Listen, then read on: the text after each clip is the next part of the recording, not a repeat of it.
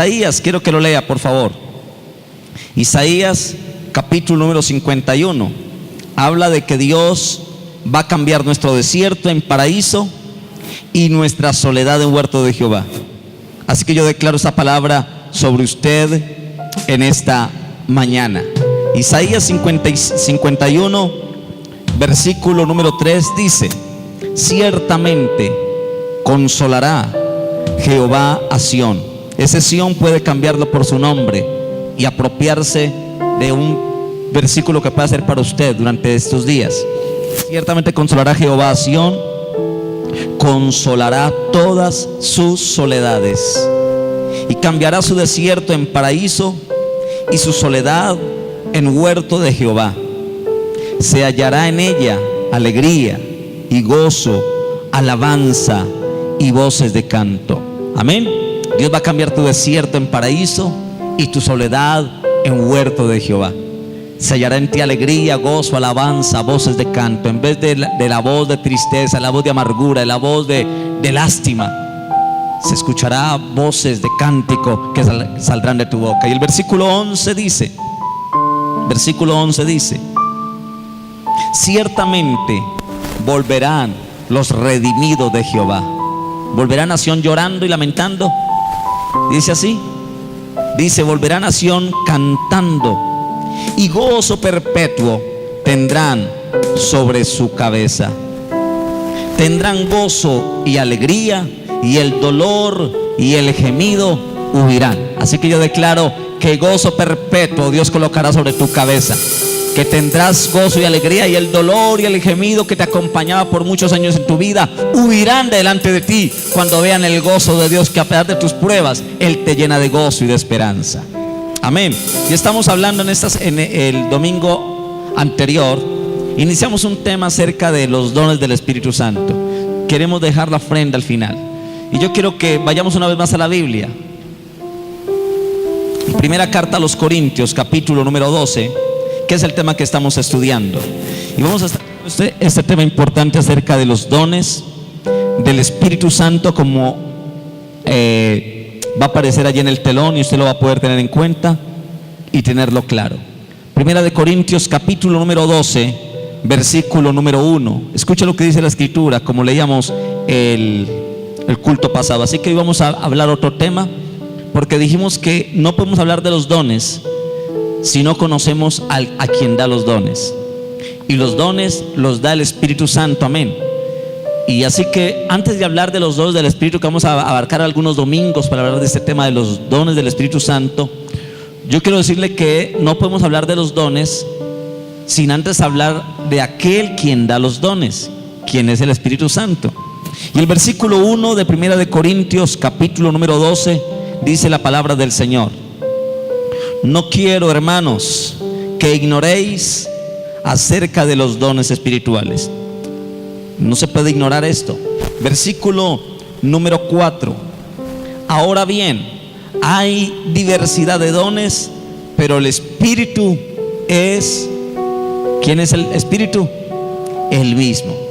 Primero Pablo empieza diciendo que él no quiere que ignoremos como hermanos acerca de los dones espirituales. Cuando ignoramos acerca de los dones, no vamos a perder un tremendo privilegio de ver a Dios actuando a través de mi vida por medio de los dones que Él ha colocado en mí. Lo expliqué ahora 8 días, que los dones son regalos o son herramientas. ¿Qué son los dones? Regalos o herramientas que Dios le da a sus hijos, para que con esos dones o con esas herramientas pueda desarrollar un ministerio, pueda a través de esa herramienta bendecir a la iglesia y bendecir a otros. Encontramos el don de la sanidad, encontramos el don de lengua, don de interpretación, don de sabiduría, don de ciencia, don de discernimiento de espíritus, don de liberación de espíritus, don de fe, que pueden ver milagros. Y con esos dones que usted y yo tengamos como herramientas o como regalos, puedo bendecir a otros que estén en un momento de crisis. Si una persona está enferma y usted tiene el don de sanidad, puede orar por esa persona enferma, y por medio de tu oración, que tienes el don de sanidad, se sana esa persona en el nombre de Jesús. Así que los dones son para bendición, no para mí, sino para otros. Amén. Así que por eso Pablo empieza diciendo: no quiero, hermanos, que ignores acerca de los dones espirituales, no ignores. Y el versículo 4 dice: ahora bien, hay diversidad de dones, pero el Espíritu quien los da es el mismo. Hay muchos dones, muchos, pero el Espíritu es el mismo de todos ellos. Don de sanidad y diferente tipo de dones. Y el versículo 31 dice el texto que leímos hace 8 días, lo vamos a leer: procurad pues los dones mejores. Hace 8 días dijimos que los dones se pueden desear. Dios es quien reparte, pero usted puede desear. Y Dios, como un buen padre, anhela darle a sus hijos lo que desean. Y cuando usted quiere desear un don mejor, puede pedir ese don y Dios se lo puede regalar. Si usted es una persona que tiene misericordia por la gente que está enferma y dice: Señor, yo que no quiero ver gente sufriendo, dame el don de sanidad. Y Dios, al ver tu corazón que tiene carga de ver cuánta gente enferma, gente en la iglesia enferma, Dios se puede dar don de sanidad al ver tu misericordia que hay en tu corazón, para que pueda, a través de esa herramienta o de ese don o de ese regalo, bendecir a otros. Amén. Y empezamos hablando acerca de quién es el Espíritu Santo, porque dijimos que no podemos hablar de los dones, o es difícil hablar de los dones, si no hablamos de aquel quien da los dones. Así que hablamos de quién es el Espíritu Santo y encontramos algunas cosas importantes que vimos hace 8 días. Pero ahí donde queremos quedar, quiero que vaya otro pasaje en Joel capítulo 2, libro de Joel en el Antiguo Testamento, capítulo 2, versículo 28 y versículo 29. Porque en Joel capítulo 2 encontramos una promesa que luego vimos cumplida en el día del Pentecostés, cuando los discípulos estaban allá en el aposento alto, orando unidos, ministrando al Señor. El Espíritu se derramó sobre ellos en lenguas repartidas como de fuego. Y cuando el Espíritu Santo se derramó sobre ellos, comenzaron a hablar en nuevas lenguas, a profetizar, a hablar. Y de ahí en adelante comenzó un avivamiento en la iglesia, que hubo una cruzada de milagros, de salvación, de cosas impresionantes.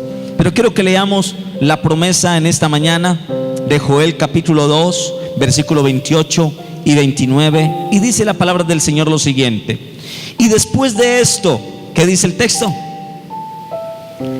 Derramaré mi espíritu sobre toda carne, y profetizarán vuestros hijos y vuestras hijas, vuestros ancianos soñarán sueños y vuestros jóvenes verán visiones. Este resultado será la evidencia o la consecuencia del estar llenos del Espíritu Santo de Dios. La Biblia dice, una palabra profética a través del profeta Joel, que después de esto, en los tiempos postreros a esta palabra, Dios iba a derramar de su espíritu sobre toda carne, y iban a haber profecías, sueños, visiones, aparte de otras manifestaciones. Y dice el versículo 29: y también sobre los siervos y sobre las siervas derramaré mi espíritu en aquellos días. Y en el libro de los Hechos encontramos el cumplimiento de esa promesa, siendo derramada la bendición del Espíritu Santo. Amén. Así que permítame decirle algo, porque en el libro de los Hechos esta promesa se manifiesta mucho y se habla mucho del poder del Espíritu. De hecho, al libro de los Hechos se le llama comúnmente los Hechos de ¿quién? De los apóstoles, ¿verdad? Pero el verdadero nombre de ese libro debería ser los Hechos del Espíritu Santo, porque vemos los hechos del Espíritu Santo a través de los apóstoles. Podríamos llamarle no los hechos de los apóstoles, sino los hechos del Espíritu Santo, porque en el libro de los Hechos se manifiesta mucho el poder del Espíritu Santo y se manifiestan mucho las señales del Espíritu a través de los hombres y mujeres que han creído en Jesucristo y lo han recibido como Señor y Salvador. Y en todos estos aspectos vemos al Espíritu Santo obrando en la iglesia con una personalidad definida. Cuando usted ve el libro de los Hechos, ve al Espíritu Santo obrando con una personalidad definida. Y el Espíritu Santo hace que cada día se le dé gloria a Cristo y a Dios el Padre. Amén. ¿Cómo le damos gloria a Cristo? Por medio del Espíritu Santo. ¿Cómo le damos gloria al Padre? Por medio del Espíritu Santo. Así que el Espíritu Santo es el que hace que cada día se le dé gloria a Cristo y al Dios Padre. El Espíritu Santo tiene todas las características de una persona. Hace 8 días hablamos del Espíritu Santo y vimos lo que hacía en el Antiguo Testamento a través de muchos hombres que Él obró, que Él dirigió, que Él dio palabra profética, daba sabiduría, pero que eran por momentos casuales. El Espíritu Santo en el Antiguo Testamento venía sobre algunas personas especiales para realizar una tarea específica, pero luego cuando la persona terminaba esa tarea, el Espíritu Santo se iba y la persona quedaba igual. Amén. Pero cuando hubo la promesa de que Él iba a derramar del Espíritu sobre toda carne, y con el libro de los Hechos se cumplió la promesa, ahora el Espíritu de Dios está con nosotros para siempre. Él no se va de nosotros. Y como lo dije hace 8 días, si un cristiano que es un verdadero hijo de Dios, aunque peque, el Espíritu Santo no se va de su corazón, más bien se entristece. Por eso la Biblia dice: y no contristéis al Espíritu Santo. En el Antiguo Testamento, cuando una persona pecaba, el Espíritu se iba cuando terminaba su obra, porque solamente venía sobre personas específicas por una misión especial. Pero en el Nuevo Testamento, toda persona que recibe a Cristo es sellado con el Espíritu Santo de Dios. Desde ese momento el Espíritu Santo comienza a trabajar, a obrar, a formar el carácter, a convertirnos en personas semejantes a Cristo. El deseo de Dios es que no pequemos. Dios no quiere que yo peque, ese es el deseo de Dios. Pero si en algún momento alguno peca, no porque programó pecar, no porque quiso pecar, se acostó pensando: mañana que me levante voy a pecar, voy a visitar a la hermana Julana de tal y voy a ver qué puedo hacer con ella. No lo programaste. Hay mucha gente que peca porque se acuesta pensando en el pecado y programando qué va a hacer el día siguiente. Pero hay cristianos que aman a Dios, pero que a pesar de que aman a Dios, pecan inconscientemente, pecan involuntariamente, no pensaron en pecar, porque su naturaleza pecaminosa, aunque es cristiano, todavía está dentro de una naturaleza pecaminosa. El viejo hombre todavía está en él. A veces ese viejo hombre se despierta y coge fuerzas. Amén.